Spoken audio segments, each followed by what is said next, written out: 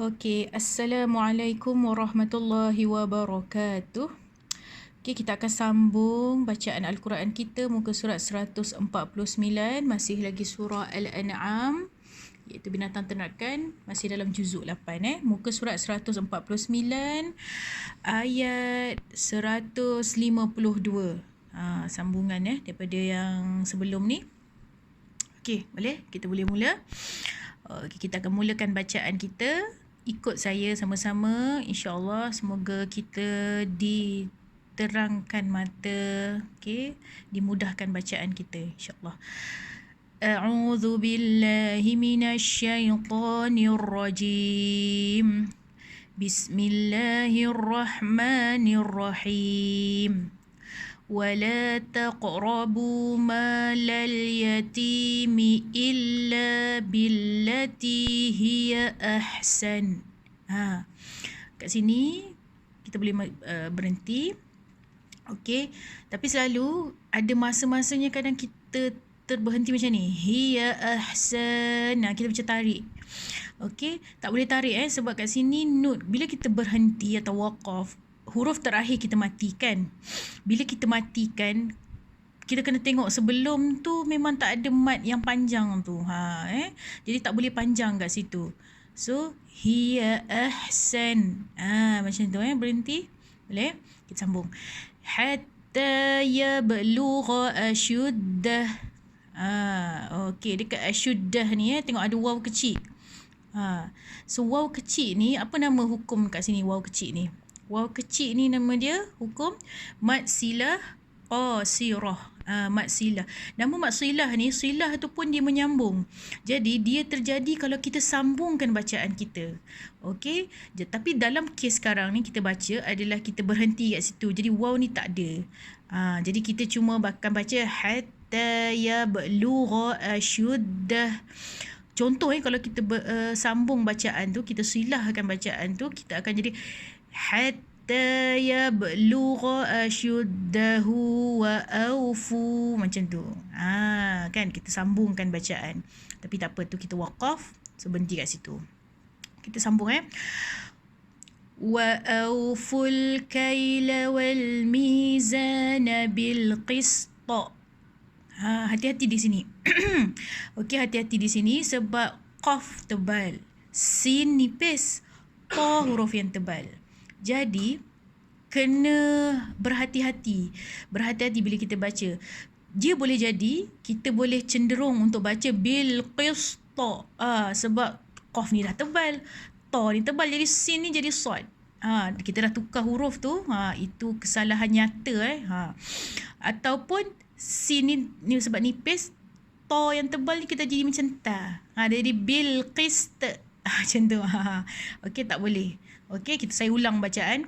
Wa awful kaila wal mizana bil qist. Okey, sambung. La nukallifu nafsan illa wus'aha. وَإِذَا قُلْتُمْ فَاعْدِلُوا وَلَوْ كَانَ. Okey, sambung. Maaf saya ulang semula. وَإِذَا قُلْتُمْ فَاعْدِلُوا وَلَوْ كَانَ ذَا قُرْبَى وَبِعَهْدِ اللَّهِ أَوْفُوا ذَلِكُمْ وَصَّاكُمْ بِهِ لَعَلَّكُمْ تَذَكَّرُونَ. Saya bulatkan kat sini sikit. Okey. Dia ada homework kat sini. Okey, boleh? Lagi sekali kita baca. ذَلِكُمْ وَصَّاكُمْ بِهِ لَعَلَّكُمْ تَذَكَّرُونَ. Boleh? Kita sambung. وَأَنَّ هَذَا صِرَاطِي مُسْتَقِيمًا فَاتَّبِعُوهُ. Okey. Hati-hati sebab kat sini banyak huruf-huruf teknikal sikit cara bacaan. Terutama the. Hati-hati dengan huruf zal. Sirati. Ti panjang ada ya. Sirati mustaqima. Mus nipis sin. Ta nipis. Qi tebal sikit. qi tapi jangan tertolak sangat qi dalam sangat tapi dia qi dia ada beza lah dengan kaf yang ki tu macam tu. Okey, lagi sekali kita baca. Wa anna hadha sirati mustaqiman fattabi'uhu wa la tattabi'us subula fatafarraqa bikum an sabilih. Kenapa tu? Kenapa? Okey, saya faham kat sini kan. Sambung daripada atas ni. Okey, lagi sekali. Kita slow. Slow tapi tak panjang, jangan panjang. Okey? Lagi sekali. Wala tattabi'us subula fatafarraqa bikum an sabilih. Fatafarraqa bikum. Hati-hati. Okey, sambung. Dzalikum wassakum bihi la'allakum tattaqun. Kat sini. Saya ni tadi satu, ni kedua. Okey, ni homework ni nak kena cek hukum nama dia.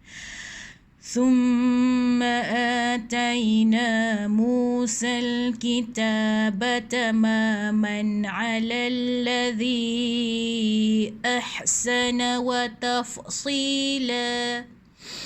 Okay. Boleh berhenti kat situ, tapi ambil depan sikit.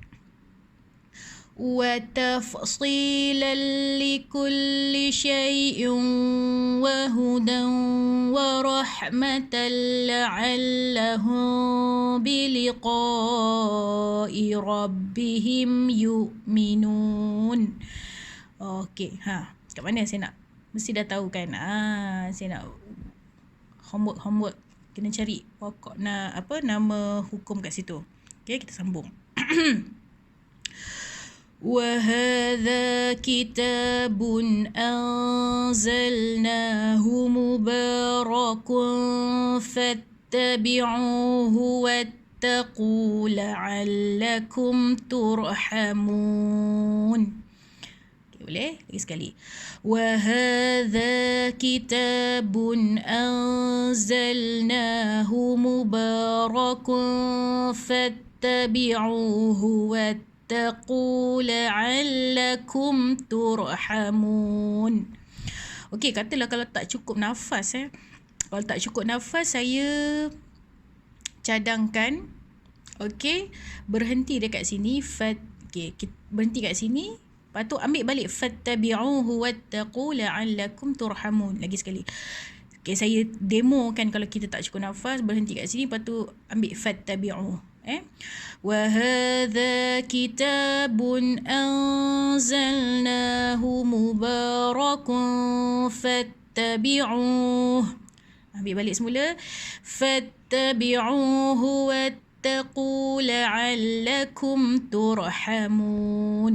Ayat 155 ni best maksud dia. Kita tengok. Okay. Dan ini sebuah kitab, iaitu Al-Quran yang kami turunkan, yang ada berkatnya, banyak manfaatnya. Oleh itu hendaklah kamu menurutnya dan bertakwalah kepada Allah, iaitu kepada Allah, mudah-mudahan kamu beroleh rahmat. Al-Quran tu memang diturunkan, tak ada benda lain, hanya untuk kita, yang untuk memberi barakah, banyak manfaatnya kepada kita. Semoga kita beroleh rahmat. Beroleh rahmat Allah ni satu benda yang besar dalam hidup kita, insya-Allah. Kadang kita rasa gaji tak adalah besar kan, tapi alhamdulillah, itulah nama rahmat. Alhamdulillah hidup bahagia kan, insya-Allah. Hati tak susah, insya-Allah. So itulah namanya rahmat Allah. Semoga kita sentiasa dalam rahmat Allah Subhanahu Wa Taala. Saya doakan semua sekali, insya-Allah. Okey, kita sambung A'udzu billahi minasyaitonir rajim. Bismillahirrahmanirrahim.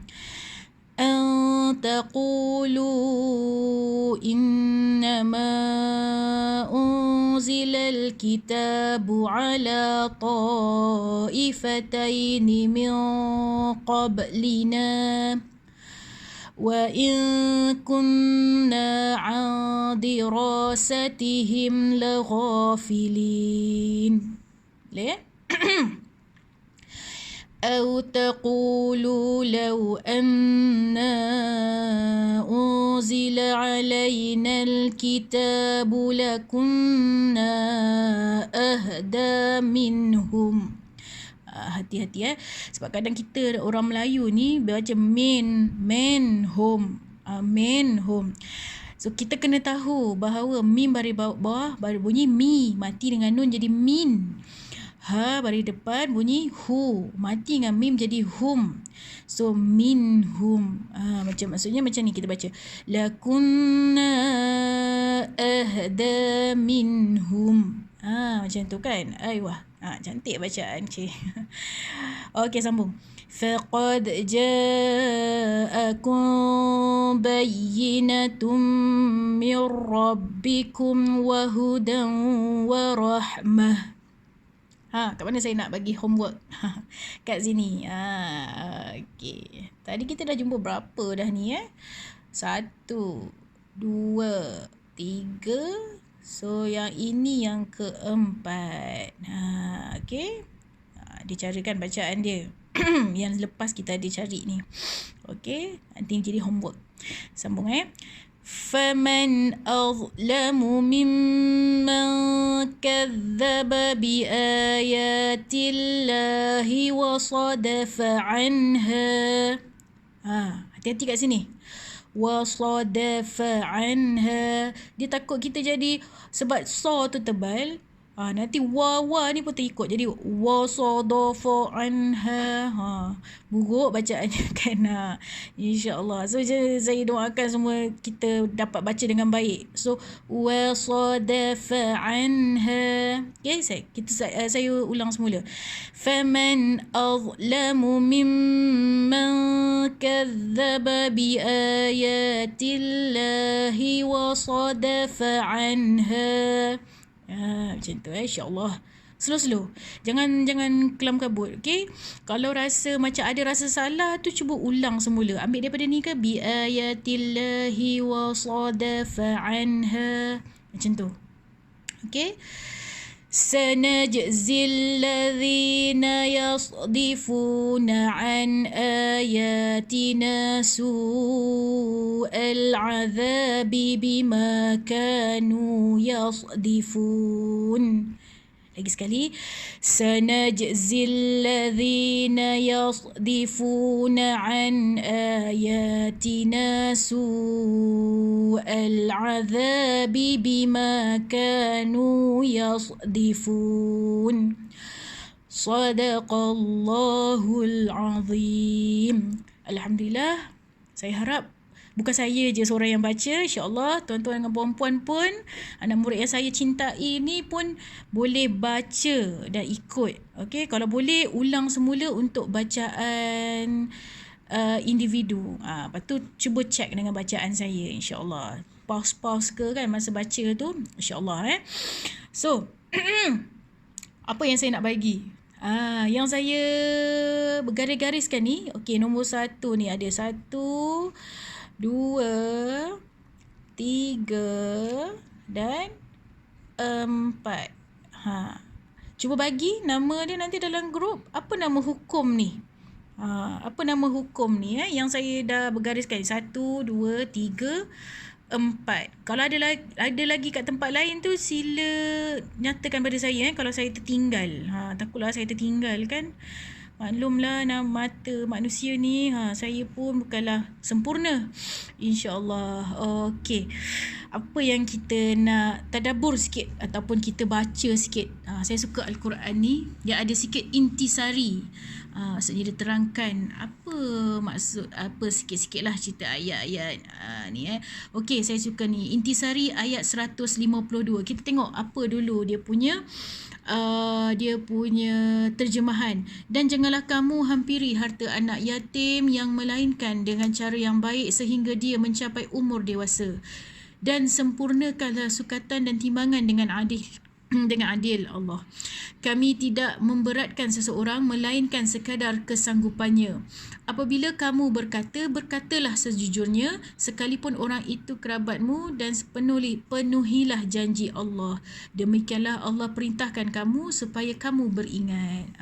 Kat sini intisari ni cerita apa? Maksudnya berlaku baik terhadap harta anak yatim. Tengok ni. Kita baca. Selain dari yang tertera pada ayat 151, ayat 151 yang sebelum ni kita baca tu, okey. Rasulullah SAW menyampaikan pesan yang lain, iaitu agar orang-orang yang beriman tidak berbuat semena-mena terhadap harta anak yatim. Jangan suka-suka hati. Maksudnya kan, harta anak yatim, baik yang berasal dari keluarga sendiri maupun yang bukan. Mana-mana anak yatim yang kita ni hendaknya mereka menjaga dan menggunakan harta benda itu dengan cara baik dan demi kepentingan anak yatim tersebut hingga ia mencapai usia dewasa.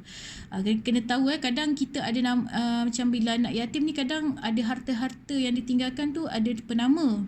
Macam mak dia kan, so mak dia memang boleh ambil, tapi itulah yang dikatakan tu, menggunakan harta itu dengan cara baik demi kepentingan anak yatim tersebut. Maksudnya dia boleh ambil untuk kepentingan anak yatim tu, sekolah macam tu kan.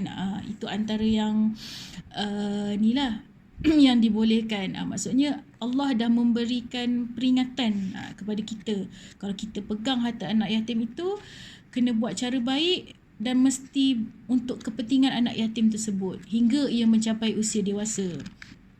Berlaku adil dan jujur ketika menimbang sesuatu dalam urusan jual beli.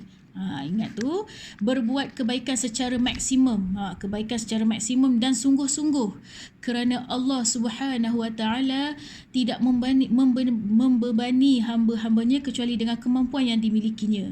Ketika berbicara, hendaknya berbicara yang baik dan dengan cara yang baik pula. Ingat ni, ketika berbicara hendak berbicara dengan baik dan dengan cara yang baik pula.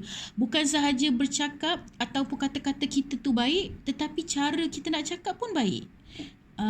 Jadi tak ada istilah cakap, boleh cakap tapi hati baik. Macam tu tak ada. Ni Allah dah beri dah peringatan pada kita.